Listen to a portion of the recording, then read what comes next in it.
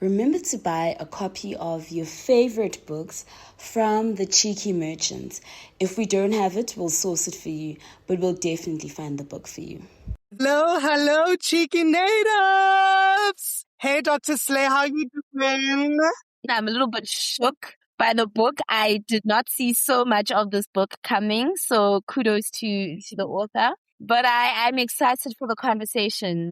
How are you? How's your week been? First of all, adulting is a scam. Let me just tell you, just being an adult is a scam. But I'm really grateful for these little moments of reprieve because adulting is a scam. So the week was just one blow after another blow after another blow. I'll give you the honors of introducing our guest today, of welcoming which is really our exciting. guest today. Welcome to the Cheeky Natives, Nadia Davis. Yay! Thank you so much. Hello, it is so wonderful to be here. Long-time listener. I am so grateful that I have the honor to introduce you. I want you guys to know that we are in such an esteemed company. We are an eminent company as well. And so I will just read a very succinct version of Nadia's bio. But about the author, Nadia Davis is a South African playwright and novelist and winner of the Kane Prize for African Writing. Cape Fever is her debut novel in the United States, and she lives in California. We are excited to welcome you onto the Cheeky Natives as we discuss Cape Fever. Welcome to the Cheeky Natives, Nadia. Woo, woo. You give me fever. Thank you so much. Fever. It is wonderful to be here. Sure. Nadia, what a book, okay? What a book. Do you know those books where you see how little they are? So you're like, it's going to be one of those where you just go in and then I just want to tell you, don't judge a book by its cover, literally. Deeper than rap. Nadia went deep, okay? Went deep. Nadia, I wanted us to start the conversation talking about the archive of intentionality and just this idea of silent witnesses, right? Mm-hmm. It seems that in Cape Fever, Soraya's secret literacy is like a private archive. And I wanted to know, how does this hidden knowledge become her greatest weapon in a world that intends to erase her existence? I feel like you've just summoned the heart of the novel, right? In a few succinct, beautiful, alert sentences that are graceful and also powerfully intuitive about what the novel is trying to do. So Cape Fever opens with a deception, right? Where Soraya says, I come highly recommended to Mrs. Hassing through sentences I tell her I cannot read. So it opens with the narrator who is confessing to a deceit, but crucially, she's confessing to a deceit to her employer. She's taking us into her confidence. And so I wanted to set up in the first sentence that she would be honest with us and that there was a necessary fiction that she was spinning with this woman because she doesn't know if she's trustworthy or not. And God knows that her instincts are proven correct, right? What I wanted for Soraya was for her to have this incredibly feverish, imaginative, wild inner life that was hers and hers alone. And her imagination is a place of retreat and agency and survival and witnessing and storytelling. So she has this voice that is internal, that is all these things and fiercely intelligent and very, very canny. She knows what's up. She's watching all the time. She's observing, she's absorbing information. She's telling us what's going on. She has a very different voice for her employer. The voice for the employer is, it's very demure. She uses very simple sentences. She's placating her a lot. She's managing her. Even the voice she uses when she goes home is very different, right? The language that she's using with her parents, with her family, it's loveful, it's quotidian, it's about the everyday, it's working through things. But behind these two kind of public personas, the one, of course, is a very honest one with her family. There's another one inside. And a lot of it was also me just wondering, I think a lot about that incredible Alice Walker essay, In Search of Our Mother's Gardens, and the idea of what is the rich internal life in a space of subjugation and how does it sustain and how does it nurture? And my paternal grandmother had been the personal maid to the wife of a foreign diplomat in the 40s in Cape Town. She's a Cape Malay Muslim woman. And, by her own account, it was a very fair employment for the time. It was all right. It was fine. But I often wondered, here was my grandmother who was incredibly clever and very creative in how she managed the world. And what was going on in some ways. So it's not a biographical piece of work or a memoirist piece of work by any stretch of the imagination, but there was a kernel there, right? Of like, what happens to women of our grandmother's generation? What were they thinking? What was going on? How were they managing? How were they negotiating all of this? That is a very long response, but it was such a good question. Nadia. And I was like, it got me thinking. Further to that, right? Something about the silent witness. I think about Heron Place, and I'm always interested in the geography of memory because that is the intersection of the spatial, but the memory and the political and the physical. And I think of Heron Place as a silent witness. So I wanted to speak about, or I was interested in how places bear witness. So not just Heron Place, but thinking of the Cape, thinking of the district, what geographical memory does to bear a silent witness. Well, look, I mean, I'm a child of Cape Town, and I'm a child from a family that endured forced removals from District 6. And so that geography of loss is etched into my psyche. And I wrote a lot about this when I was doing my thesis, where I talked about this idea of kind of an inheritance of loss and what that means and how that shapes us and how we move through the world. Because remember, as a kid as well, I was growing up in Mormon estates. I was growing up right next to the district, which was emptied by the time I kind of entered into any sort of consciousness at whatever, 4, 5, 6, 7. But I was aware of emptiness. And I was aware that there was this huge psychic and physical wound that I would drive past every day, walk past every day. This, like, what does it mean to live next to a landscape of emptiness? And for that mass removal to have happened, which in many ways can, I think erasure still talks about how it can be described as a war crime. And then having to understand that, think about it, and understand that the world when I was little was characterized both by what was seen and unseen. So here's the space of emptiness, but there is memory layered into that space. And once there were homes there, and once there was this kind of web of community that had been spun. So I don't think that anybody who lives in Cape Town, who grows up in Cape Town, which is a very fraught city, a very vexed, very troubled, very, very difficult city. I don't think anybody who grows up there doesn't understand, or maybe there are many who don't, but who pass lightly over them. But you have to have a sense of alertness, right, to the geographies of loss of that place and exclusion and the way in which the landscape itself, the beauty of the landscape, has been turned on its own people. And I think that is a very particular kind of violence. There are geographies of exclusion that can be kind of mapped along the urban, but when the actual beauty of the landscape is turned on people, this is not yours. You won't have access to it. These beautiful spaces will not belong to you. And then things are codified around that. I mean, it's a very specific psyche to be born into, I think. So, yes, I wanted to write in the book. I mean, it's both is and isn't Cape Town, if that makes sense. So, of course, anybody who knows the city knows that it's like deeply connected to the landscape of the city. And I draw on that history and sediment and geography freely. But I did also want to kind of imagine my own way around it. But yeah, I mean, the Corsa, of course, is the Boerkaap. It's based deeply on the Boerkaap. The district, of course, is District 6. Where Mrs. Hassing lives in Heron Place, I was thinking a lot about Oranienzucht, right? So I wanted to think about like how all these spaces are, even then, kind of within an hour's walking distance from each other. They're very tight together, but they're different worlds. You're kind of mapping into these different worlds constantly all the time. But with the district especially, I had a lot of joy writing that section because I had not kind of imaginatively lived inside a time of it, which was completely pre-removal and that didn't have the shadow of removal hanging over it. And I want to say, what did it feel like to be there then? What was this place like in 1920? What was the hub of it? What did it feel like?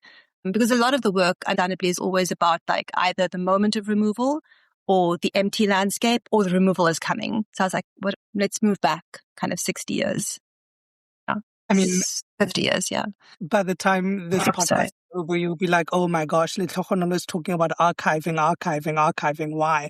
But I was really interested in this idea of archiving the mundane, right? So I feel that literature has, for Black people, been a tool, right? To just archive into the everyday. And I was really interested in this kind of art of letter writing in Cape Fever and how it became a profound, like, kind of act of resistance.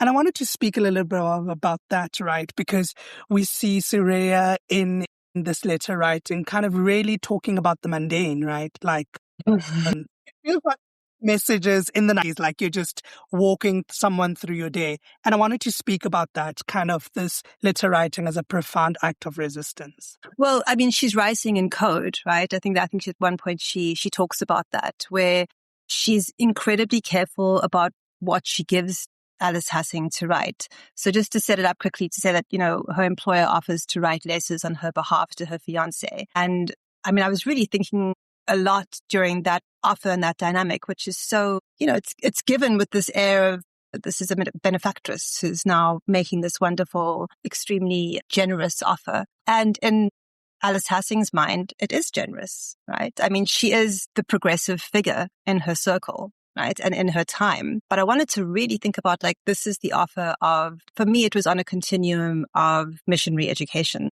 Right? It's on a continuum of, I'm going to do this for you, and you're not going to necessarily, I'm not even going to fully understand the extraction that I'm performing. But Soraya knows. Of course she knows. She's aware. She's lived through precisely all of these currents already. So when she sits down to write, she's like, I've got to do this very carefully, and I've got to do this in code.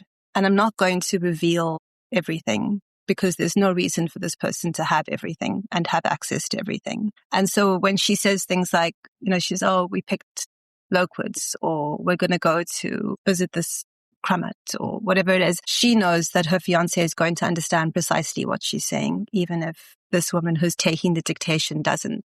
But I wanted to also just think about, the technology of writing has also been weaponized and instrumentalized for grave violation historically. And so that was something I wanted to think about, but also that Soraya's father is a calligrapher, an Islamic calligrapher, and that is another part of this piece of literacy, right, that she hides too, that she too comes from a heritage of writing and recitation. And yeah, that's kind of... In the book, there's a conversation that takes place between Soraya and her father, where her father references the act of proclamation, reading and recitation, and he references the act of recitation and ultimately memory as a tool for resistance. And I think about their individual crafts, because as you've said, her father, makes these rakams, so he does the Islamic calligraphy.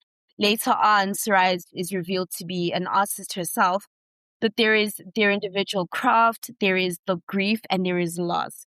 And I'm so struck about, and I guess I wanted to speak about why you wanted the conversation about recitation, memory as a tool for resistance, and then, of course, the reclamation to take place between these two artists, these two relatives, these two people who experience this profound loss of each other. Well, I think that whole section where, Mrs. Hassing is offering education at the same time as she is writing the letters. In her estimation, this is what she's doing. And Soraya, in fact, has an extremely complex, extremely rich understanding of the relationship between recitation and memory and literacy, because she's learned how to do Quranic recitation as a child. And her father is apparently fluent in at least 2 languages, right, that we can kind of gauge in that moment. And I wanted to think about this kind of like weird dichotomy that still exists about like what is superior, oral testimony and memory, or the text. And I think we've been put, obviously we've been trained to think about literature and text as being superior. I mean, that's an old colonial trope. And yet those two things exist within an Islamic paradigm, within an Africanist paradigm, as being one and the same, and that they're interchangeable. And that there are some forms of recitation that are more meaningful than having something written in a text. There are some moments when a text is important as a suppository of memory and archive and of sharing. And so I wanted to kind of explode that idea a little, just explore that idea a little bit. But also, I was also thinking about like what survives, right? And I think that's the section as well where Soraya's father says to her, even if every one of our people is slaughtered but one, even if every house is burned, every house of the beloved is burned to the ground, if there's one person who remembers, and if there's one person who can recite, it survives. So, we're in an era of apocalyptic violence. And I was also thinking about that. How do these things survive? How does memory survive? I think it's also interesting what you do, because you've spoken about West wants us to believe that the text is infallible, right? And yet in Soraya's context, the text is not infallible. The text is where a great lie occurs. The text is where there is a manipulation of history. There is a manipulation of truth.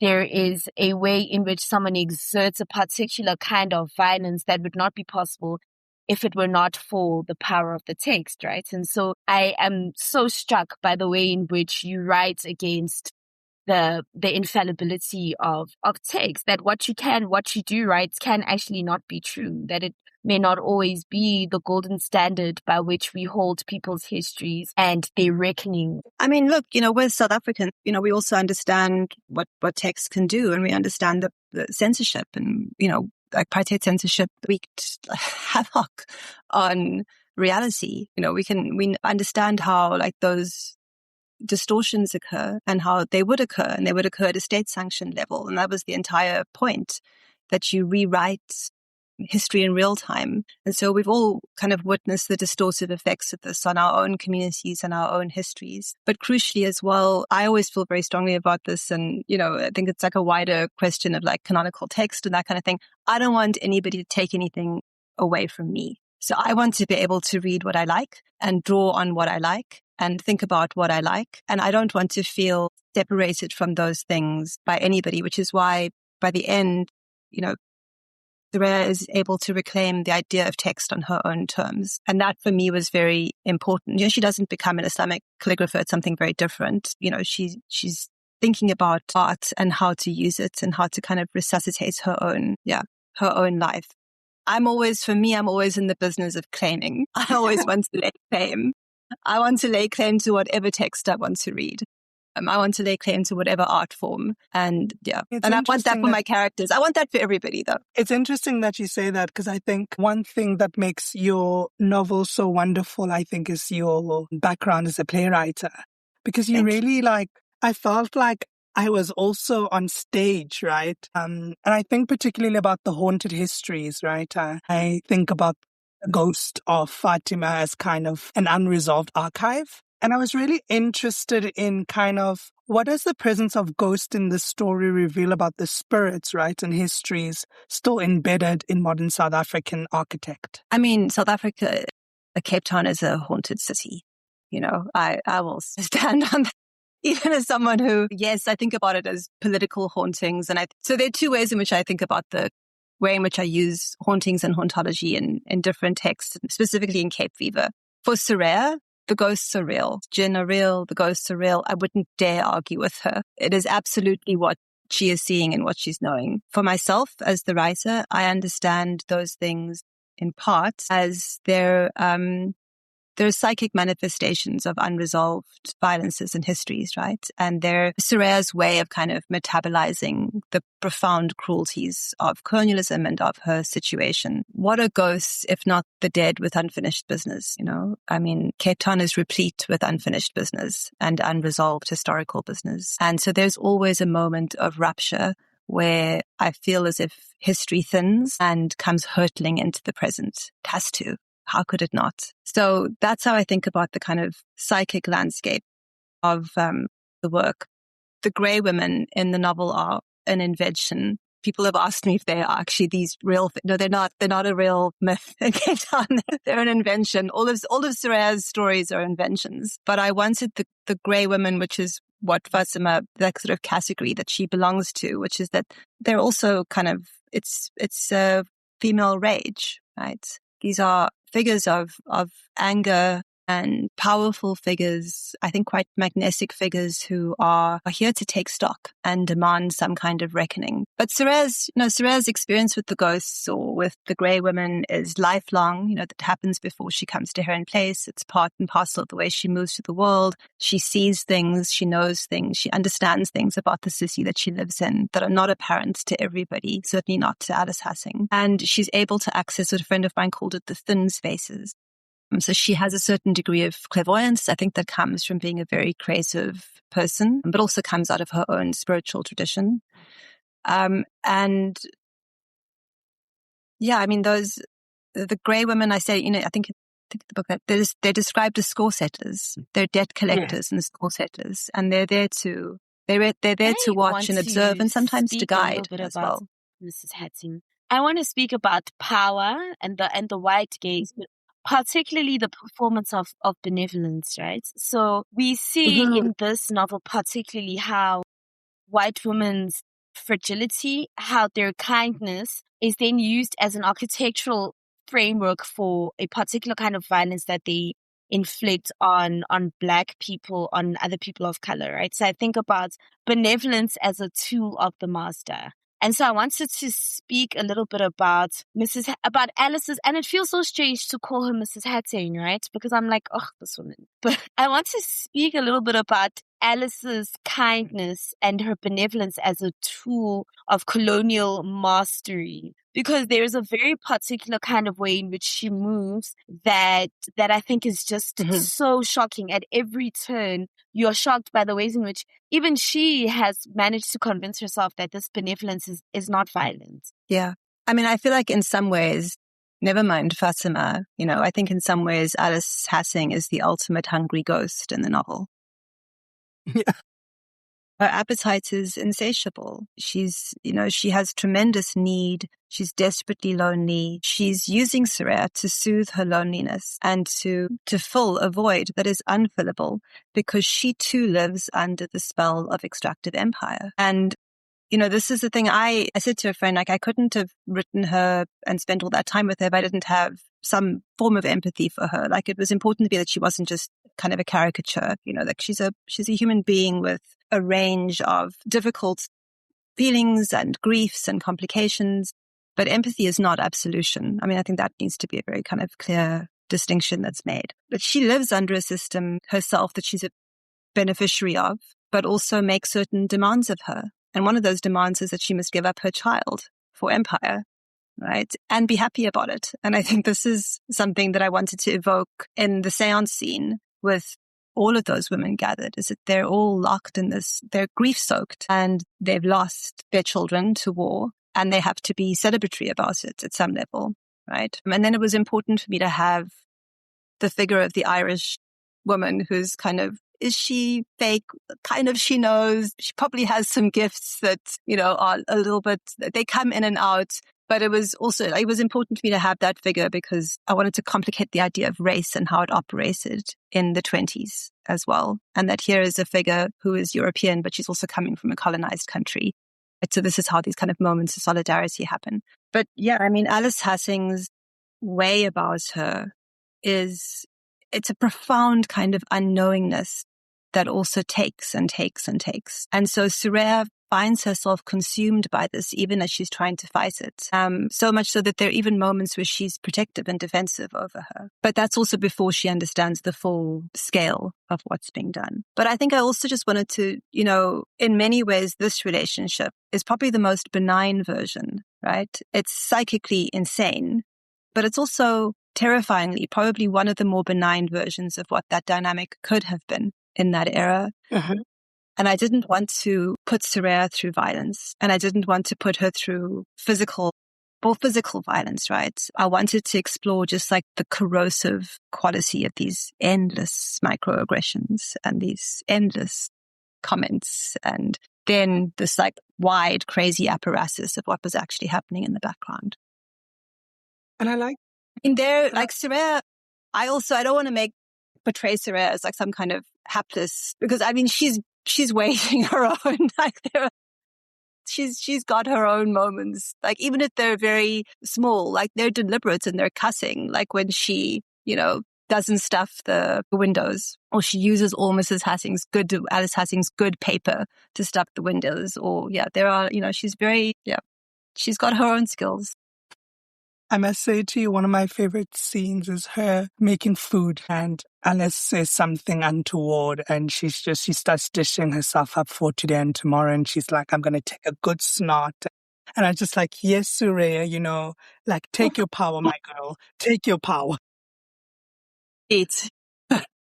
I was thinking about when you're talking about corrosive, I think about Alice as like a hot mess.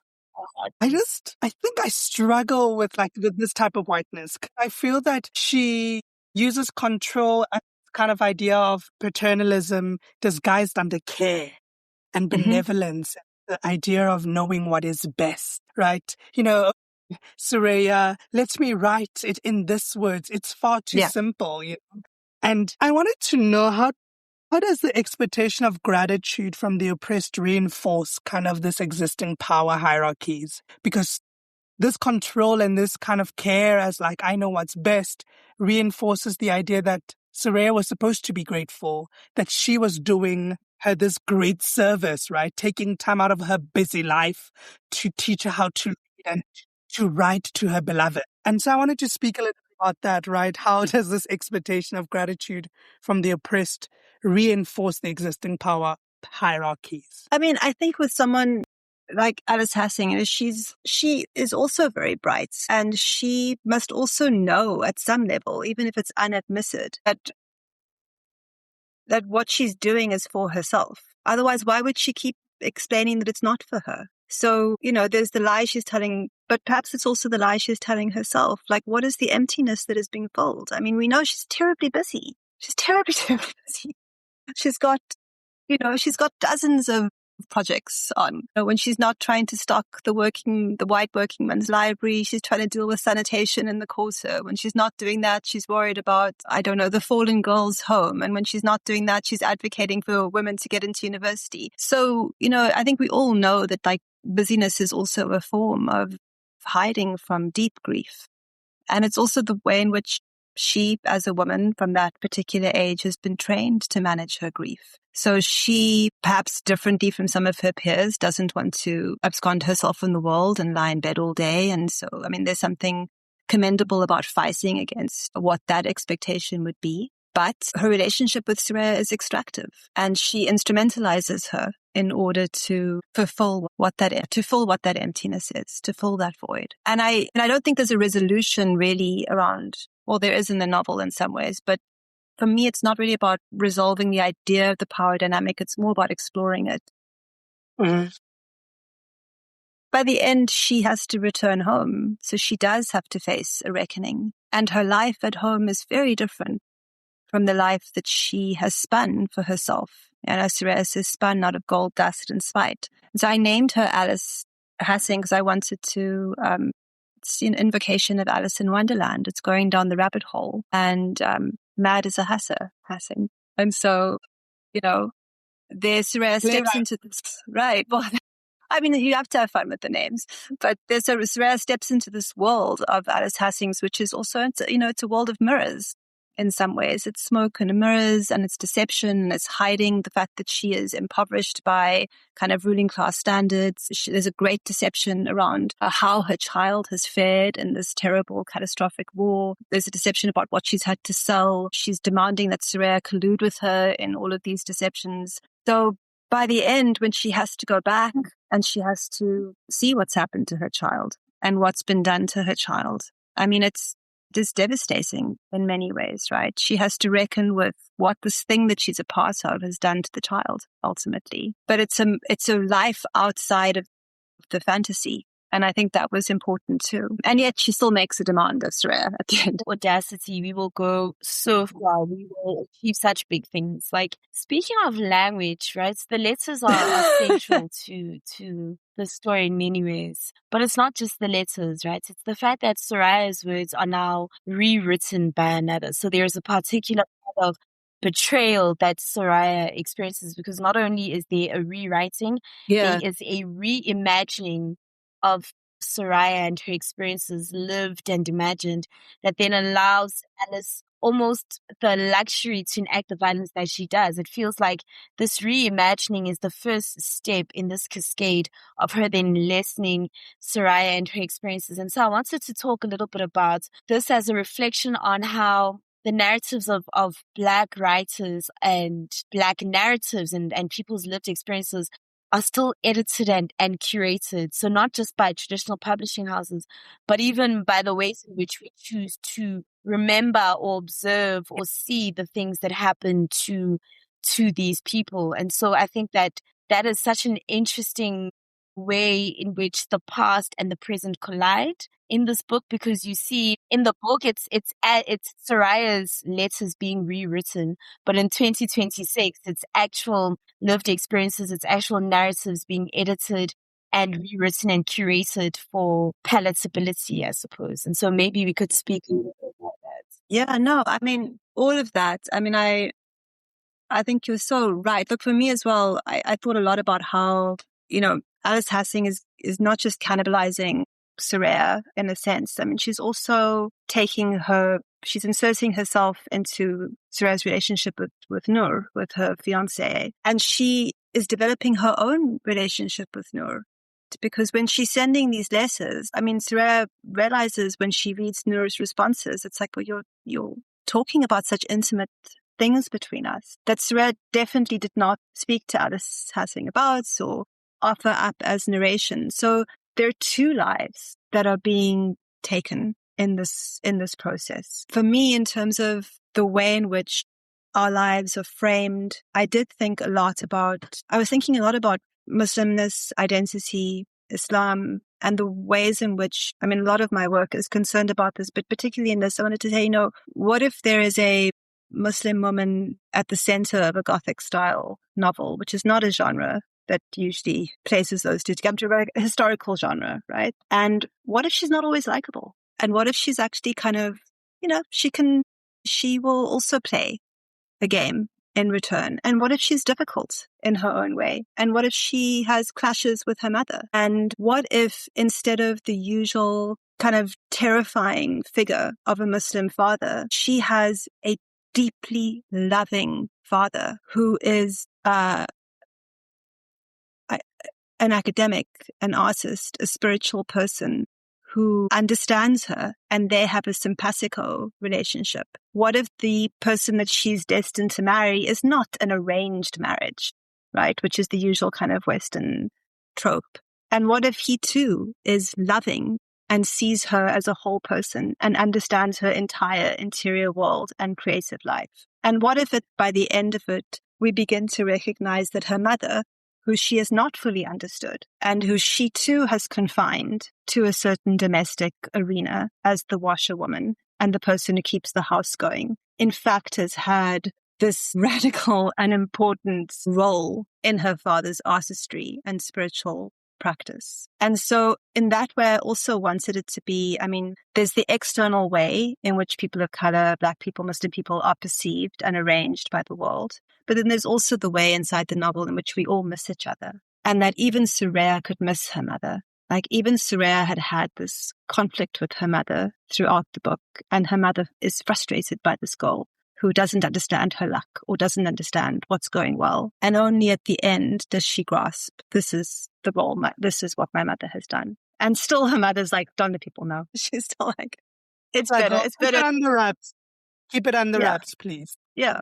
I think it's a really beautiful searching question. It's a very difficult thing to, I think as a writer of color, Black writer, African writer, Muslim writer, you have an eye on your own work and an eye on how it's perceived and an eye on how your people are perceived and an eye on how you want to be able to write. And it can sometimes be a very productive tension, and it can be very generative, and it can be, I always feel like I am rich beyond measure in subject matter. Sometimes it is a burden, and sometimes I think it is the privilege of my life to be able to write these stories. But we are working in different paradigms to white writers or to European writers in the West, certainly. I wanted to speak about what I think is also a gift of the book is kind of the cost of rebellion. particularly in the context with which you write, like the 1920s, we've just seen the First World War. There's still empire. It's still colonialism. It's the mother city. And I wanted to speak about kind of Soraya's limited agency and quiet resistance, right? And I'm really interested in what you wanted to explore, or what does the book teach us about the subtle, everyday ways that us as marginalized people fight for self-determination when open rebellion isn't possible? Yeah. I mean, what I wanted for Soraya towards the end is or just for myself, and I also think I needed this reassurance because I was doing the final draft between the end of 2023 and the beginning of 2025. And I needed to remind myself that there's a longue durée for resistance and that there are epochs and moments for different forms of resistance. And so when we get to the end of the book, Soraya has prevailed, but she understands, as do we, that this is a long game and that what she has in that moment is a temporary reprieve. And so she says, this is the moment in which the table is full and we are all sitting together and my door is open to whoever needs to come in. But we're getting strong for the long fight ahead, right? The timeline is a little bit fuzzy, but we have Mrs. Hassing and her friends, Alice Hassing and her friends, in this panic about this person is going to be elected, right? Because this is like now at the beginning of like the headstock. But also, I mean, it's the fictional version, but I wanted that like liberal panic about like what was going to come. And that Soraya and Noor understand that they are settling into something that's going to be a multi-generational fight. And so I think about that a lot because I think that those epochs of resistance, especially as a South African, like you always understand that there are people who are behind you who made these extraordinary stands and sacrifices, who did those things knowing that it might never be for them. Right. So it's a really interesting way to grow up because you grow up understanding time as being this continuum between generations, that there's the struggle behind you and that at a certain point you age into being somebody who is struggling for what is to come. So I think about that's resistance is a complex, long game. I want to speak about Noor and Soraya because that is a love story. Before we even get to that, right? So because I think about love and relationships, and there's a particular kind of commentary in the book. On page 80, there's a story because our girl Soraya is also such an esteemed storyteller. So she tells the story about the Visitor in Blue and the soap woman.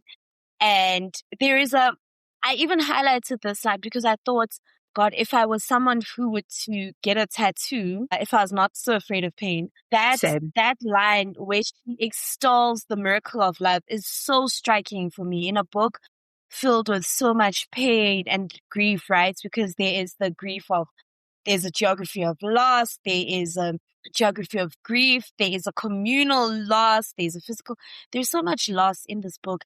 And yet, one of the standout stories is Soraya speaking about ending a story with a line that extols the miracle of love. And I think of her and how Noor are almost deprived of this, and yet their love endures. And so I wanted to talk about what the miracle of love in these kind of violent, traumatic, painful histories looks like, and why it was so important for you to write about that in the book and to write against almost the violence of forgetting that we have always loved, that love has always been a miracle, even in those kind of histories and traumas. Yeah. I mean, I think that soap woman story, it was so strange. It was like dreamlike almost in the writing of it. It felt like it came from some strange archetype that I'd never met but felt instantly familiar. And I realized in the writing of it, of course, it was Soraya's way of metabolizing her grief about her lost sister. And it was her feeling her mother's pain.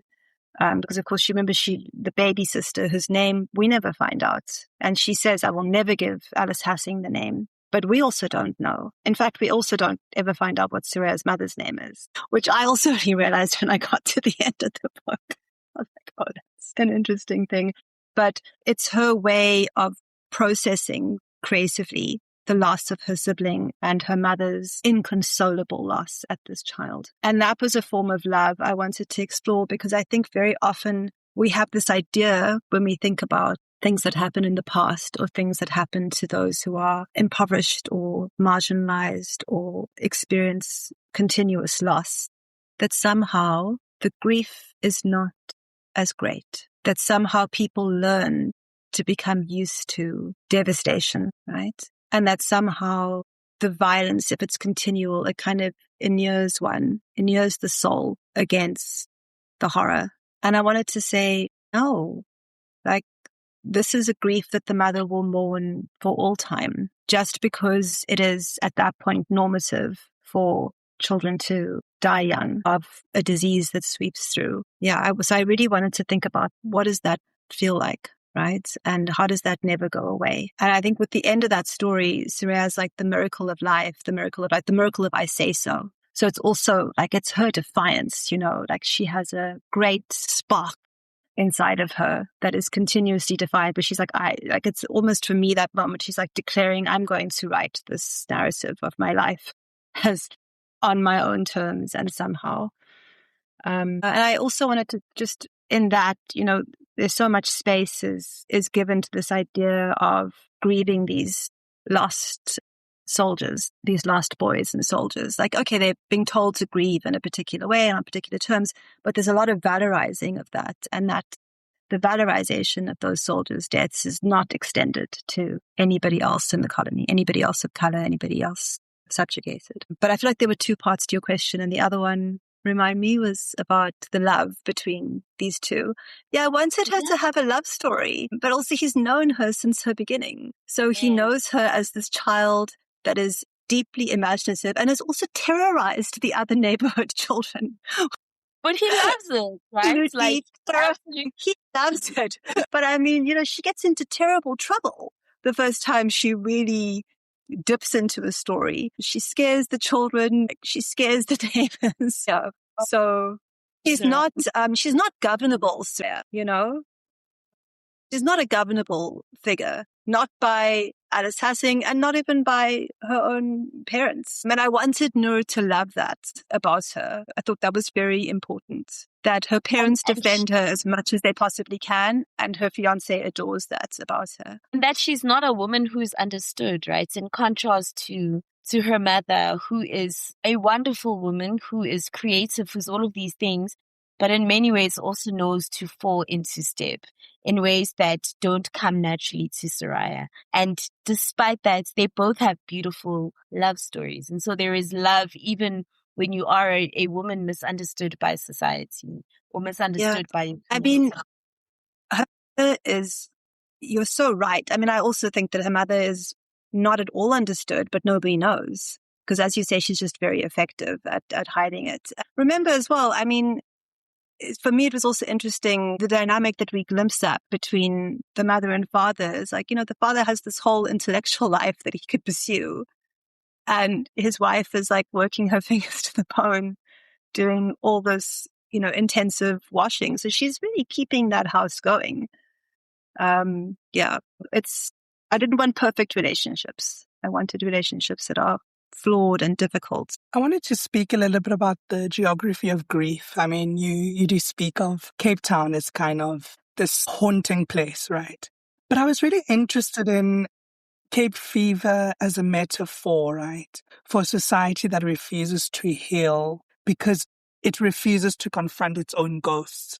So in a way, I want to say Cape fever kind of reminded me of many parts of the world, but knowing that we're in the context of South Africa, that in many ways Cape fever is this metaphor that, like, if we refuse to heal, it's because we refuse to confront our own ghosts. I mean, I think this is a very powerful idea. And I've been thinking a lot lately about how, I think I'm older than you, by at least, I think we're slightly different. But I remember in the kind of immediate aftermath of apartheid, the injunction at a cultural level, political level, by the democratically elected government. And I understand why, and I understand the impulse behind it. But so much of it was orientated towards the idea of resurrection, not mourning. And I've been thinking a lot about this, about how the idea and the emphasis was on rebuilding and celebration. And I don't think that there was enough space to grieve at all, or to truly mourn. Because if you truly mourn and you have to really sit in the grief of the kind of apocalyptic violence, the centuries-long disenfranchisement and degradation, you have to grapple with extreme discomfort. And there are very, very difficult conversations, processes, repair work. And I wonder if that discomfort with mourning and sitting with mourning plays a very particular way in how the politics of remembering are shaped today. Because I feel like there was a huge leap taken. And anybody who has even kind of a passing acquaintance with the arc of grief knows that there's no way to jump over that. So there's something there, and it's still quite an embryonic idea, and I need to think through it more. It's so interesting that you've spoken to that, because the most problematic characters in this book, who are the madams, for want of a better word, right? They are the example of this, right? So Mrs. Lockhead is not allowed to mourn her children or mourn her child or to speak about the horrors of war, because there is a discomfort with the remembering of what this actually means, what empire demands, what it extracts from people and their children. And so the discomfort with even seeing what happens to these young men, right? And how it's only revealed much towards the end, that that is an example in many ways of what you speak of, this desire to move past and to move quickly past particular kind of atrocities, because they make us uncomfortable as a society, because we have to gaze a little bit deeper, right? Why do we allow those things to happen? Why do we allow empire to extract? Why do we allow our children to be used as vessels for empire? No, exactly. Or the grief must take place within certain parameters, right? It's a military parade, flowers, or it's a candle. It's about valor and bravery, and it's designated. Yeah.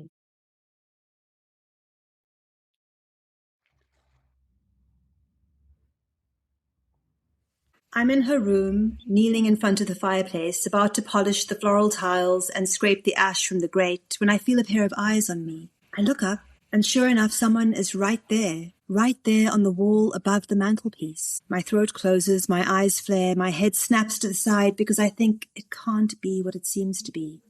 I drop the brass shovel and jump to my feet, not minding how the ash flies out before me. My tongue goes from moist to bone dry, and with the quickness of a fire, the feeling of being drawn out of my body, floating up, takes me over. The eyes belong to the girl in a painting, hanging above the fireplace. Long-necked, her skin the colour of roasted coriander seeds, eyes dark, mouth parted just a little as I do before I ask a question. A scarf draped lightly over her head, and her glance cool, just off to the side, mocking, staring at me from underneath her lashes. It's me, I think. A painting of me, bold as you please, hanging in the old woman's room. How did I come to be here? And why didn't I step back, the firebrush still in my hand, my skirt awash with ash, my mind a scramble. But the longer I look, the more I realize that it is not quite me. Not really. More as though the painter once saw me, then painted what he remembered. I see you admiring my Rosa. Mrs. Hassing is standing in the doorway. I don't think she was up when you interviewed. I shake my head. No, you're right. She was in my dressing room. She's terribly heavy, but I do like to move her around. I think she enjoys it too. Change of scenery. Would you look at the dust on that frame? Devilishly difficult, these old gilt things. Thank goodness you're here to help me with that now. She's lovely, isn't she, my Rosa? A gift from the previous owners of Heron Place, so she's been here for donkey's years. Came with the house, worth a small fortune now apparently, and from your neighbourhood, I'm told, but ever so long ago. You know, the moment I saw you, I was struck by your likeness to her. I reply that I thought she looked familiar, even as I fight a sudden wildness to reach up, snatch Rosa off the wall and run, taking us both home. Nadia, your playwriting, can you see it? Like just the playwriting and this moment, it feels like being on stage, right? And I was really interested this scene was really interesting for me because I think it does a lot. And I wanted you to speak about kind of this painting of Rosa, right? The name, the ways in which Alice stands to profit from this likeness of an unnamed, unacknowledged woman of color. And she's so proud of it. Yeah. I thought a lot, not only, but a lot about the Irma Stone paintings when I was thinking about Rosa and Habiba Badaroun's kind of extraordinary work around these paintings and what they meant and what they told us, and how, as was often the way with paintings by white painters of people of color, very, very often these portraits would be done of people from the Malay Corsa, Cape Malay people of color, and it would just sort of have the title Cape Malay woman or Malay psychic, or, it would never be the name of the person. We wouldn't have a sense of the history at all. But I'd also often look at these portraits and think that there was something mysterious and extraordinary happening despite these histories, that there was a great sense of the person in the painting regardless, and that something had transcended the historical frame, that there was some kind of psychic interface, right, between portraitist and subject regardless, but also that there was something both knowable and unknowable about these figures. And I wanted to think about, what does it mean? I mean, it's also about ownership through art, right? So Mrs. Hassing takes ownership of Soraya's story through the letter writing. Whoever painted this portrait of Rosa took ownership of her through the painting of her.